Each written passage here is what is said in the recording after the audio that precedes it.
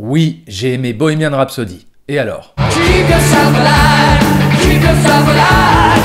All you people, keep yourself alive. Roma de Alfonso Cuarón. Alfonso Cuarón qui est un réalisateur que j'adore puisqu'il a réalisé le meilleur épisode de la saga Harry Potter, Le Prisonnier d'Azkaban. Il a réalisé le meilleur film d'anticipation des années 2000, Les Fils de l'Homme. Il a réalisé le meilleur film spatial de ces 20 dernières années, Gravity. Donc dire que j'attendais impatiemment son nouveau film est un doux euphémisme. Quelle ne fut pas ma déception à l'issue de la projection. You talking to me? Well, who the hell else are you talking to? Talking to me? Well, I'm the only one here. Vous saviez qu'Alfonso Cuarón avait adapté en film Princesse Sarah? Eh ben maintenant tu le sais, voilà. C'était en 1995 et ça s'appelait La Petite Princesse. Alors Roma est un film qui sera distribué par Netflix et que vous pourrez tous voir sur la plateforme début 2019, il me semble. Mais attention, Netflix n'a pas du tout produit le film, il a juste racheté les droits de distribution, ce qui a eu pour conséquence de ne pas permettre au film de sortir dans les salles de cinéma.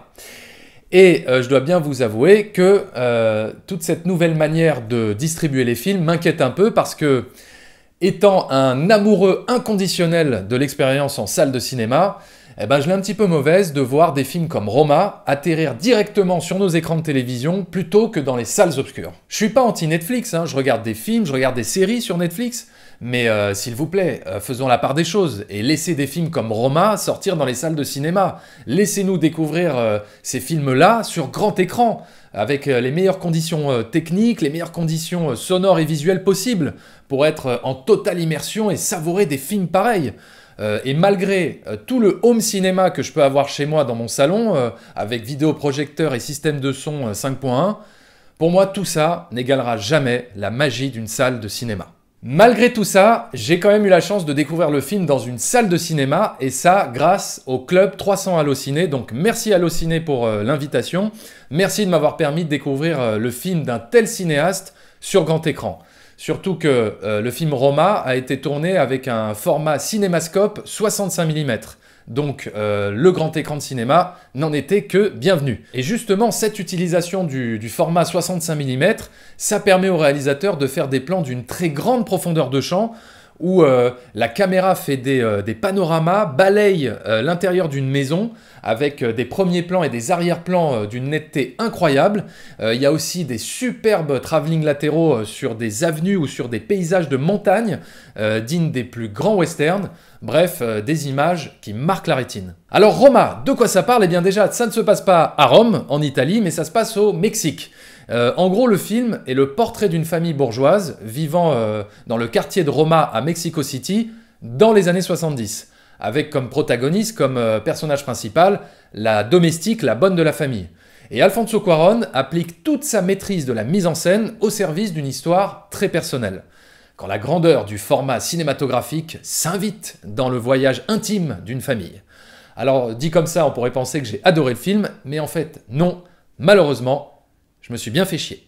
Alors certains vont me dire « Mais enfin, David, mais tu n'as rien compris, tout le film est un immense poème visuel rempli de métaphores et ne répond pas au poncif des structures scénaristiques maintes fois éculées. » Alors oui, c'est vrai, me suis quand même bien fait chier. Et ça me désole de dire ça parce que j'adore Alfonso Cuarón, j'adore son style, j'adore sa mise en scène, ces longs plans séquences que j'avais adorés dans Les Fils de l'Homme ou dans Into Mama Tambien. Mais là, je suis désolé, je suis toujours resté distant au film. Et franchement, je dois être un extraterrestre, hein, parce que le film a gagné le Lion d'Or à Venise, il a aujourd'hui 99% sur Rotten Tomatoes, donc un emballement critique unanime. Et j'ai beau reconnaître toute la beauté, toute la maîtrise visuelle du film et la très belle métaphore sur le parcours de la vie d'une femme, pour moi c'est pas suffisant. Enfin, Gravity aussi était une énorme métaphore sur la naissance, mais sauf que dans Gravity, au milieu de toute la poésie et des images symboliques, il y avait une histoire, il y avait des enjeux forts, de l'émotion, du suspense, enfin il y avait quelque chose. Alors que dans Roma, on est dans un enchaînement de scènes du quotidien, banal.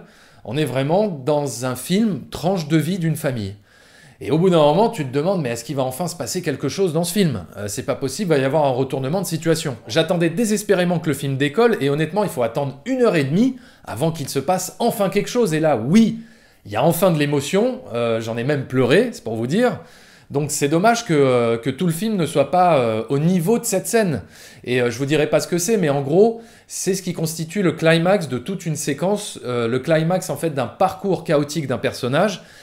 Et cette scène te fout littéralement par terre, t'es effondré, t'es obligé de pleurer sinon t'es pas un être humain. Et c'est d'ailleurs pour moi peut-être la scène la plus bouleversante que j'ai vue dans un film cette année.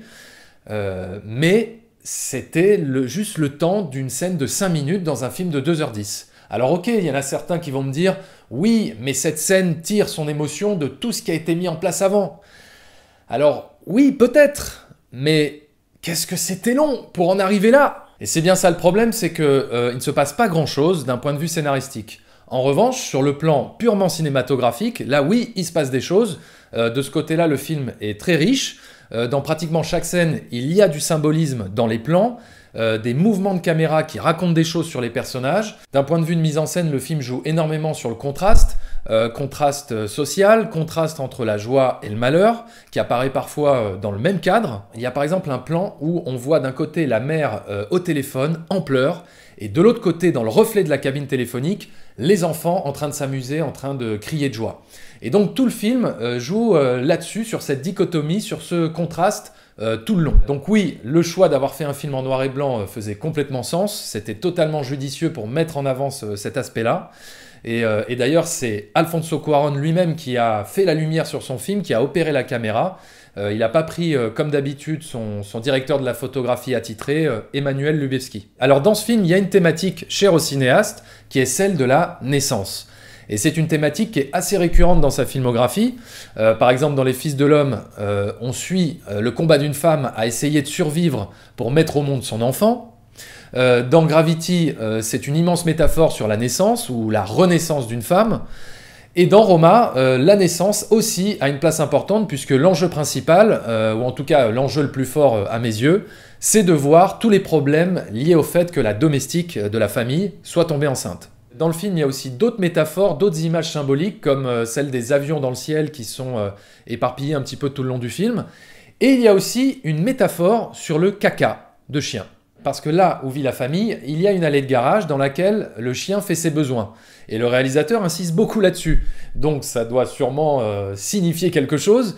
Il fait pas mal de plans serrés sur le caca, des plans sur le caca qui se fait écraser par le pneu de la voiture. Donc voilà, je ne suis pas sûr d'avoir bien compris la métaphore. Autant celle des avions dans le ciel, je pense avoir bien saisi le sens. Mais sur le caca, je suis pas sûr. Donc je veux bien que vous me disiez, quand vous aurez vu le film dans les commentaires, que vous m'expliquiez ce que vous avez compris, ça m'aiderait. À moins que le caca symbolise les embûches que jalonnent le parcours d'une vie, et des embûches qu'on ne peut malheureusement pas éviter, donc on finit tous par marcher dans la merde. Bref, j'en sais rien. En tout cas, le film a beau être d'une beauté visuelle et poétique indéniable, j'ai trouvé que tout ça était quand même au service d'une platitude, d'une banalité. Et c'est pas le problème que le film raconte une histoire simpliste, tant qu'il y a de l'émotion. Mais là, malheureusement, j'ai rien ressenti pour les personnages, je ne suis pas arrivé à rentrer dedans. Et peut-être parce que l'ensemble était trop froid et qu'il y avait rien d'excitant. J'ai l'impression que le réalisateur a voulu se faire plaisir, d'abord, et raconter sa vie. Voilà. Le film peut se résumer à une belle collection de souvenirs d'enfance d'Alfonso Cuarón. Et les critiques semblent être ravis, puisque ce qui revient souvent, c'est « Roma est le film le plus personnel de son réalisateur ». Ok, et alors, est-ce suffisant pour être un gage de qualité ?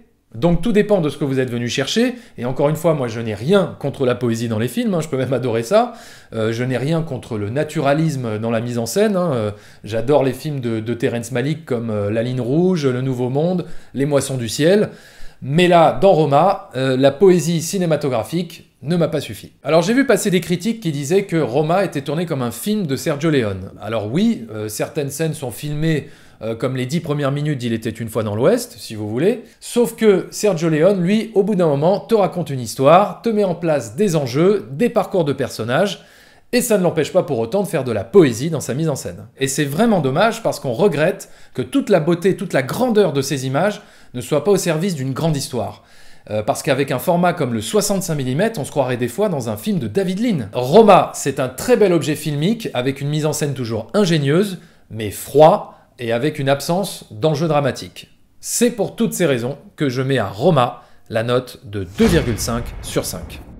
Voilà, vous viendrez me dire dans les commentaires ce que vous avez pensé du film quand vous l'aurez vu sur Netflix. En tout cas, un bon conseil, avant le visionnage, soyez dans une grande forme olympique. N'oubliez pas de vous abonner à la chaîne, c'est très important. Et d'ailleurs, je voudrais en profiter pour remercier tous les abonnés, puisqu'on a dépassé la barre des 10 000. Voilà, on est à plus de 10 000 abonnés sur la chaîne. C'est super sympa, merci, merci beaucoup. Je reviendrai prochainement pour une vidéo thématique sur 2 acteurs emblématiques du cinéma américain. Je vous en dis pas plus, ce sera la surprise. Ciao!